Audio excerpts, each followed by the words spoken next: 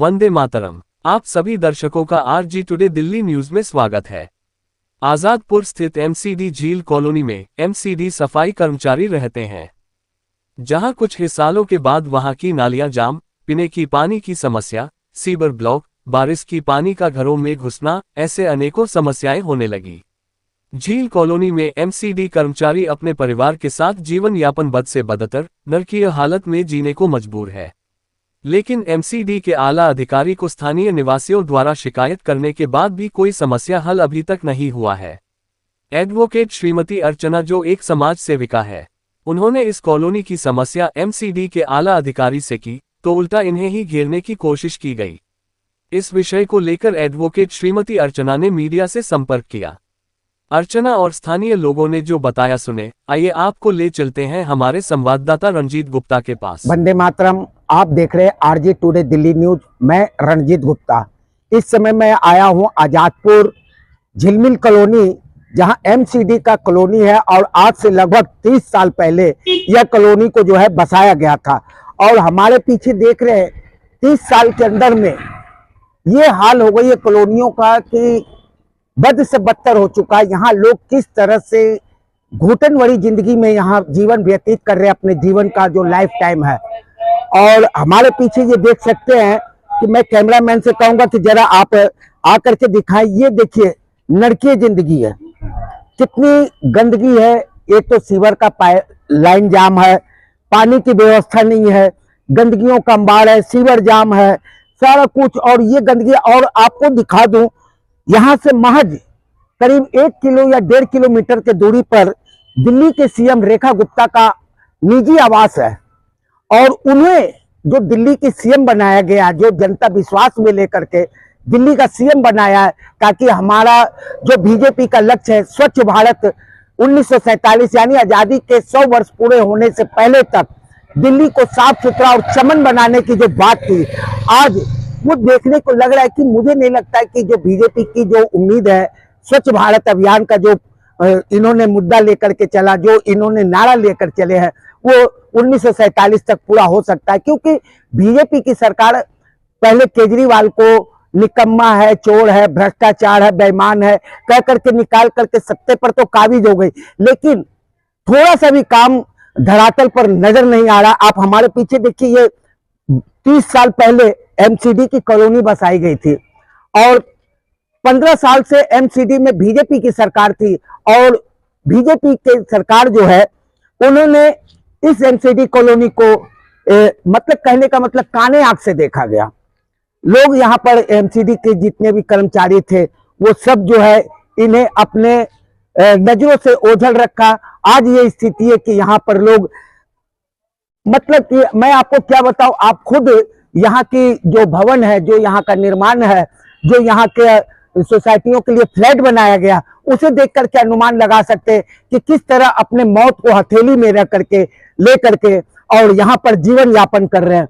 और ये देखिए यहाँ पर किस तरह का हाल है, ये मैं कैमरामैन से कहूंगा। ये देखिए धरती जो है यहाँ से धंस चुकी है। कारण क्या है कि यहाँ पर सीवर थी और सीवर का पानी ओवरफ्लो होने से धरती की मिट्टी फूल गई, जिसके कारण जो है ये डीप हो गया। और यहाँ पर जो है आए दिन मच्छरों का अंबार होता है। जो एमसीडी पूरे दिल्ली की सफाई का काम करती है, खुद एमसीडी कर्मचारी जो है आज नरकीय जिंदगी जीने के लिए मजबूर है। आइए मैं आपको इस फ्लैट के अंदर में, इस कॉलोनी के अंदर का जो निर्माण कार्य है, मैं उसको भी दिखाता हूँ। और यहाँ पर यहाँ के लोगों से आपको उन्हीं की बात, उन्हीं की जुबानी, किस तरह से यहाँ कष्ट भरी जिंदगी जो है वो जीने के लिए मजबूर है। देखिए ये एमसीडी का झील कॉलोनी है, जो आजादपुर स्थित ये कॉलोनी है। और ये बताया जाता है यहाँ स्थानीय लोगों के द्वारा कि ये 30 वर्ष पहले ये कॉलोनी जो है बसाया गया था। ये कॉलोनी का जो है स्थिति देख सकते हैं, किस तरह से यहाँ लोग दर्द भरी जिंदगी, जो अपनी मौत को हथेली में लेकर के यहाँ जीने को व्याकुल है। और एमसीडी की इसमें कोई भी ध्यान नहीं है। और ये देख सकते हैं कि किस तरह से यहाँ पर गंदगी का अंबार भी है, इस पर एमसीडी सरकार की कोई नजर नहीं है। और एमसीडी सरकार जो है, जहां दलित, गरीब, पिछड़े लोग जो कारोबार कर रहे हैं फुटपाथ पर या सरकारी जमीन पर, चलो कब्जा करके ही अगर अपने परिवार का भरण पोषण कर रहे हैं, तो उन पर जो है बुलडोजर चलाने का काम ये एमसीडी दिल्ली सरकार कर रही है। तो क्या एमसीडी की सरकार इतनी अंधी हो चुकी है कि ना तो यहाँ की नरकीय जिंदगी देखी जा रही है और ना यहाँ की लोग जो सुखी संपन्न अपने परिवार को किसी तरह मेहनत मजदूरी करके 2 वक्त की रोटी चला रहे हैं वो देखी जा रही है। आइए मैं बात करता हूँ मैडम जो एडवोकेट है अर्चना जी, मैं उन्हीं की जुबानी करते हैं, आखिर उनको यहाँ से क्या परेशानी है और एमसीडी के जो पदाधिकारी है, अफसर है, वो इन्हें क्या जवाब दे रहे हैं। हमारे बीच एडवोकेट अर्चना जी हैं और यही आपको यहाँ की सारी सच्चाई बताएंगे कि एमसीडी की लापरवाही और एमसीडी किस तरह से इस झील कॉलोनी को नजरअंदाज करते हुए। आइए आज इन्हीं की जुबानी सुनते हैं। अर्चना जी, सबसे पहले हमारे चैनल की ओर से नमस्कार। क्या समस्या है आपकी? नमस्कार। समस्या क्या, आप एक बार देख लो, आप एक बार वीडियो बना के देख लो कि इस कॉलोनी का क्या हाल है। जर्जर हालत में लोग रह रहे हैं, यहाँ पे जानवर है, ये भी तो इंसान है। प्रशासन को कोई फर्क नहीं पड़ता, यहाँ पर कोई जी रहा है, कोई मर रहा है, बिल्डिंगें गिर रही है, ऊपर से टॉयलेट गिर रही है, पानी का निकासी ढंग से नहीं है, ये सब नहीं दिखाई देता प्रशासन को। लेकिन ये सरकार ऐसी आई है कि अगर छोटे रोजगारों से लोगों को छोटे छोटे रोजगार मिल रहे हैं तो उनको बंद करना है। जो बड़े क्राइम हो रहे हैं, जो बड़े बड़े नाक के नीचे सरकार के बड़े बड़े क्राइम हो रहे हैं, दारू बिक रही है, प्रोसिक्यूशन के धंधे हो रहे हैं और बड़े बड़े कांड हो रहे हैं, वो दिखाई नहीं दे रहा है इस सरकार को। इस सरकार को दिखाई दे रहे हैं छोटे छोटे जो लोग काम कर रहे हैं, जो उनको रोजगार मिला हुआ है, बस वो छीन लो ताकि ये क्राइम करे और बड़े नेताओं के गुर्गे बन के ये अपनी रोजी रोटी चलाए, ताकि बड़े जो नेता है इन लोगों का इस्तेमाल कर सके। क्योंकि जब रोजगार नहीं होगा तो बहकावे में आएंगे लोग, चोरी चकारी करेंगे, झूठ बोलेंगे, चोरी करेंगे, मर्डर करेंगे और क्या करेंगे, छीना जब्ती करेंगे। सरकार का बस यही काम है। इस सरकार ने तो बेड़ा गर्क कर दिया। और इस कॉलोनी को आप देखो, आप इस कॉलोनी की हालत देखो, ये बिल्डिंगें देखो, या पानी की निकासी, ये 6 महीने से, एक बार आप इधर कैमरा करो, 6 महीने से जल बोर्ड ने फिर भी इसको ढंग से नहीं किया। जल बोर्ड ने फिर भी नेताओं के इन्फ्लुएंस में आके इसको अभी तक नहीं किया। और अभी किसी के घर में अगर कूलर में एक डेंगू का मच्छर मिल जाए तो उसका चालान कट जाएगा। क्या बताइए मुझे प्रशासन कर क्या रहा है? अगर किसी के कूलर में एक मच्छर मिल जाए तो उसका तो चालान कट जाएगा। और जो जल बोर्ड आराम से इतनी हरकत कर रही है 6 महीने से, इसका कुछ नहीं हो रहा। आते अफसर और बैठ के चले जाते चाय पानी पी के किसी के घर में। क्या ये आम आदमी की कहीं सुनवाई नहीं है।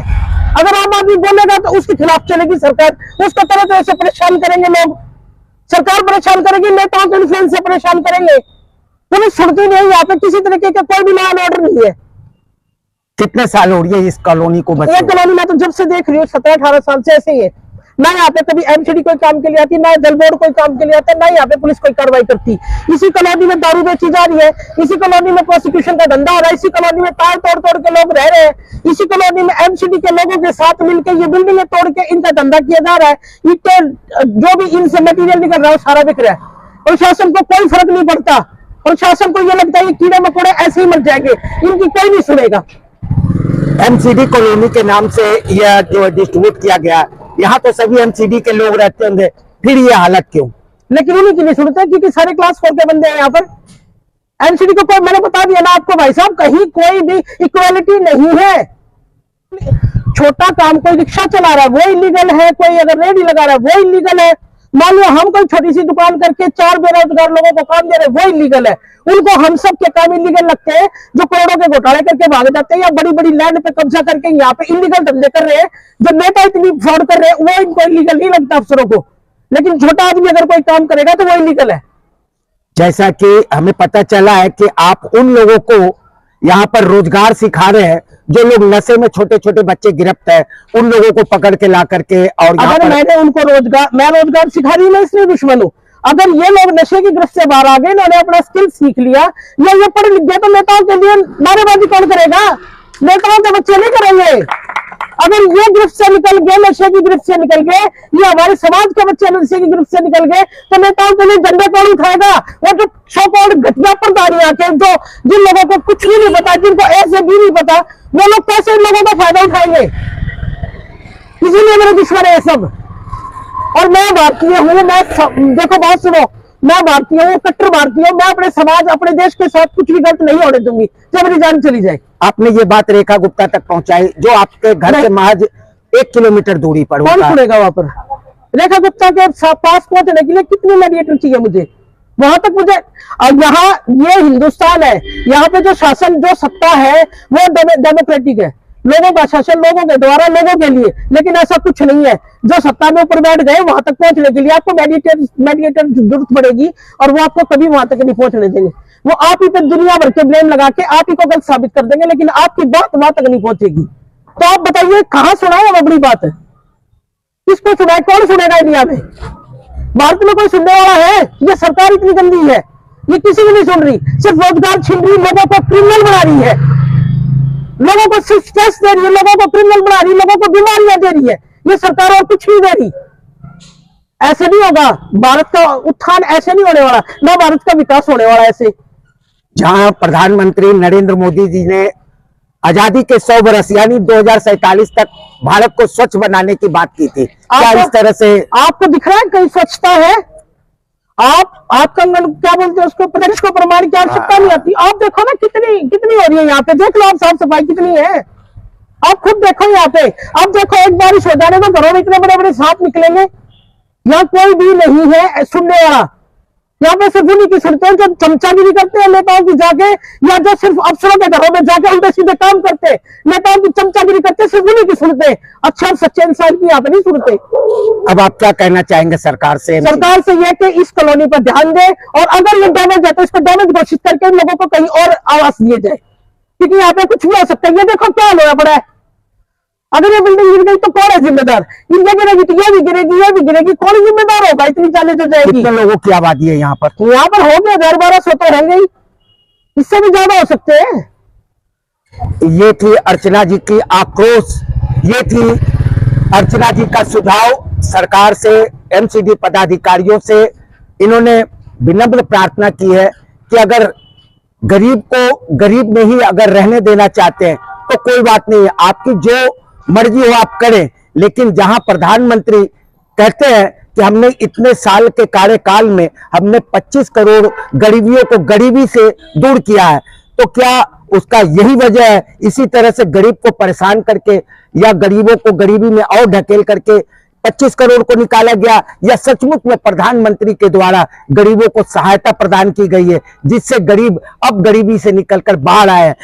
ये भी एक महिला है जो उन लोगों को जो नशे की गिरफ्त में, छोटे छोटे बच्चे स्कूल नहीं जाते, आवारागर्दी करते हैं, चोरी करते हैं, बात बात में दिल्ली में आए दिन चाकूबाजी करते हैं, रिवॉल्वर चलते हैं, बहू बेटियों को रोड पे चलना मुश्किल कर देते हैं, मोबाइल छीनते हैं, ये किस लिए? सिर्फ नशे के लिए। आज ये अर्चना जो एडवोकेट है, इन्होंने एक राष्ट्रहित, समाज हित, देश हित के लिए बहुत अच्छा काम किया कि वैसे छोटे छोटे नशे की गिरफ्त में बच्चे को पकड़ करके अपने पास ला करके उन्हें समझा बुझा करके स्कूल में एडमिशन कराया, और साथ में एक बच्चे को सिखाने के लिए यहाँ पर एक वर्कशॉप खोला गया, जो कार वगैरह रिपेयरिंग का एक मैकेनिक ला करके बाहर से रखा गया, क्योंकि एडवोकेट है, इनको गाड़ी रिपेयर करना नहीं आता और न इनके बारे में कुछ जानते हैं, लेकिन बच्चों के उज्जवल भविष्य के लिए इन्होंने अपने तरफ से खर्च कर करके पैसा आज यहाँ पर मैकेनिक लाए। यहाँ के क्षेत्रवासियों को जो समस्याएं होती थी, गाड़ियों का पंचर हो जाना या गंदगी हो जाना या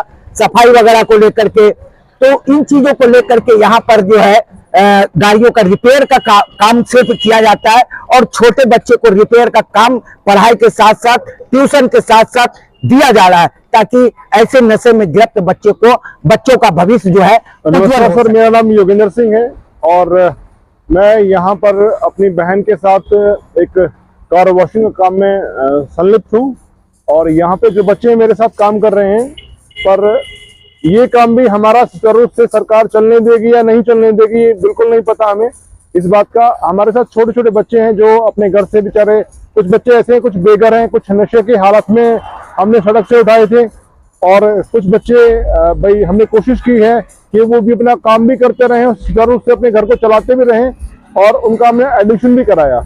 हम लोग इस काम के साथ साथ में सोशल वर्क भी कर रहे हैं, बट यहाँ के जो आला अधिकारी हैं, वरिष्ठ अधिकारी हैं, वो हमारे इस काम में भाई थोड़ा सा अड़चन डालने की कोशिश कर रहे हैं।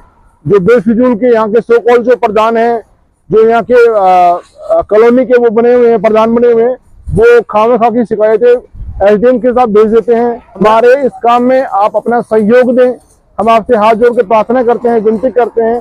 हमारे इस काम को सुचारू रूप से चलाने में और चलने में आप अपना भी सहयोग दें, हम आपसे यही गुजारिश करेंगे। आप कह रहे हैं कि हम फूट-फाट करते उन बच्चे को ला करके यहाँ पर पढ़ाते लिखाते हुनर सिखाते हैं, ऐसे कौन कैसे बच्चे होते हैं, ये कहाँ से लेके आते हैं? मैं सर आपको उन बच्चों से मिलवाना चाहूंगा। बेटा एक बार आना, इधर आओ, इधर आओ, इधर आओ, सामने खड़े जाओ, इधर आओ, इधर आओ, आ जाओ, इधर आ जाओ, इधर आ जाओ।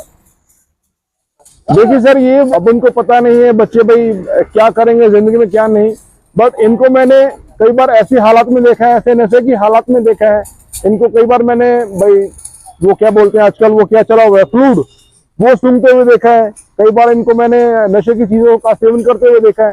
बट ये चीजें मुझे बड़ा फील हुआ। अब मैंने सोचा भी चलो ठीक है, मेरी बहन का काम है, मैंने बच्चों को समझाया, अपने कॉन्फ्रेंस जोन में लिया। उसके बाद इन बच्चों को मैंने एडमिशन भी कराया ओपन स्कूल से 10th क्लास में। अभी आप कौन सी क्लास में बेटा? 8वीं में। आप कौन सी क्लास में? 9th में। ठीक है। अब ये बच्चे ओपन स्कूल से पढ़ भी रहे हैं और साथ साथ में काम सीख रहे हैं। ठीक है, तो अभी मान लीजिए इन बच्चे अगर रोज के 400-500 रुपए कमाते हैं, दिहाड़ी करते हैं, उनका घर का गुजारा भी चल रहा है, और ये अपने घर को सुचारू रूप से चलाने के लिए अगर मेहनत अपनी आजीविका कमाने के लिए ये बच्चे मेहनत करते हैं, साथ साथ में पढ़ाई भी कर रहे हैं, तो ये इससे हमारे समाज का और हमारे देश का भैया उत्थान ही होगा। हम कोई बुरा काम नहीं कर रहे हैं। तो हम एसडीएम साहब से ये गुजारिश करना चाहेंगे, हमारे इस काम को सुचारू रूप से चलने में प्लीज हमारी मदद करें। अपना परिचय दीजिए। और मेरा नाम कुलविंदर सिंह एडवोकेट है। ठीक है, ये यहाँ पे एक वॉशर है छोटा सा, मैं यहाँ पे अपनी गाड़ी धुलवाने के लिए आता हूँ। कल मैं परसों भी अपनी गाड़ी धुलवाने के लिए आया हुआ था। यहाँ पे एक आला अधिकारी आए, उन्होंने आके बड़ी बदतमीजी से जिस तरीके से पेश आते हैं, ये किसका वॉशर है, ये यहाँ पे किसने काम कर रखा है, ये एमसीडी की जमीन आप यहाँ से मैं सील कर दूंगा, ये कर दूंगा। उन्होंने बड़े अजीब तरीके से उटपटांग तरीके से बात की। उसके बाद में मुझे इतना अजीब लगा कि अधिकारी को इस तरीके से पेश आना शोभा नहीं देता है। ठीक है, अगर जिनका भी ये वॉशर है, अर्चना सिंह है, ठीक है, वो दीदी है हमारी, वो यहाँ पे अगर 10-12 उन्होंने बंदों को रोज सीख रहे हैं, काम सीख रहे हैं यहाँ पे। ठीक है, इनको अगर हमने ऐसे ही छोड़ दिया, इनको ऐसे ही छोड़ दिया तो ये फिर से नशे की लत में लग जाएंगे। ये बच्चे सारे ऐसे हैं जो अपना रोज अपना दिहाड़ी मजदूरी करके अपना घर चला रहे हैं। ठीक है, और मैं ये कहूंगा कि सरकार से एक बात पूछना चाहूंगा कि अगर आप रोजगार दे नहीं सकते तो रोजगार छीनने का भी आपको कोई अधिकार नहीं है। ठीक है, और ये छोटे छोटे बच्चे हैं, ये अपना घर गुजारा इस काम से अपना कर रहे हैं, तो मेरे हिसाब से सरकार को उसमें कोई आपत्ति नहीं डालनी चाहिए। देखिए, आप छोटे बच्चे की बात कर रहे हैं, ये नाबालिग भी है, क्या ऐसे लोगों को काम देना? सर, ये नाबालिग बच्चे जरूर हैं। ये अगर इन नाबालिग बच्चों को ऐसे ही छोड़ दिया तो ये नशे की लत में लगेंगे, ये इधर उधर भागेंगे, ये उल्टे सीधे नशे करेंगे। और खाली दिमाग शैतान का घर होता है, ये बच्चे अंगेज रहते हैं यहाँ पे। तो इसमें बुराई क्या है? मेरे हिसाब से तो इसमें कोई बुराई नहीं है। मुझे आज तो, और जब मैं स्टार्टिंग में इन लोगों के साथ जुड़ा था, अपनी कार वॉश कराने आता था यहाँ पे, इतना बुरा हाल था इस जगह का। यहाँ पे लोग एमसीडी की जमीन पे कूड़ा फेंकते थे, इतना गंदा, यहाँ पे निकलते वक्त भी बदबू आती थी।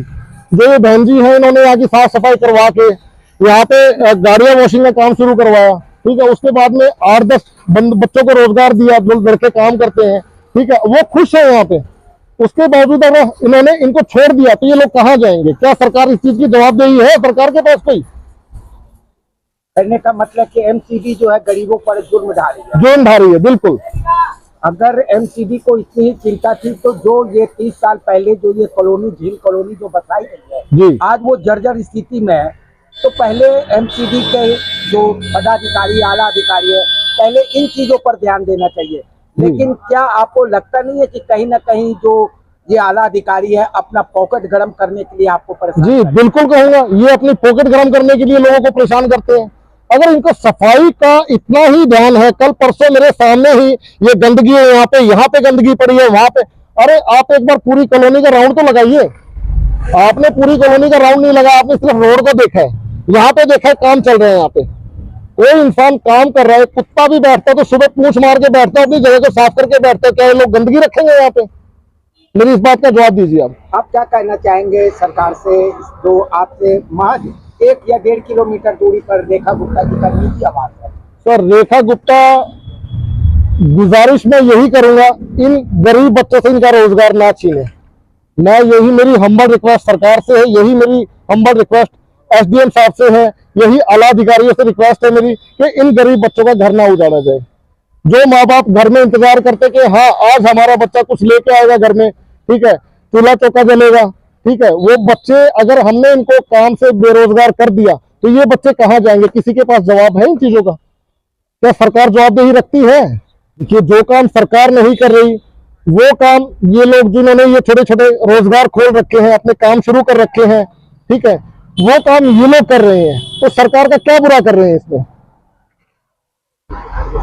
सरकार को तो इन लोगों का साथ देना चाहिए कि हाँ आप चलो ठीक है, एमसीडी की जमीन खाली पड़ी हुई है, ठीक है, आप इस पे अपना रोजगार चला रहे हैं, हम आपके साथ हैं। आपने 10 बंदों का घर चला रखा है, हम आपके इसके साथ हैं, ठीक है। सरकार को तो हमारा साथ देना चाहिए, इन लोगों का साथ देना चाहिए।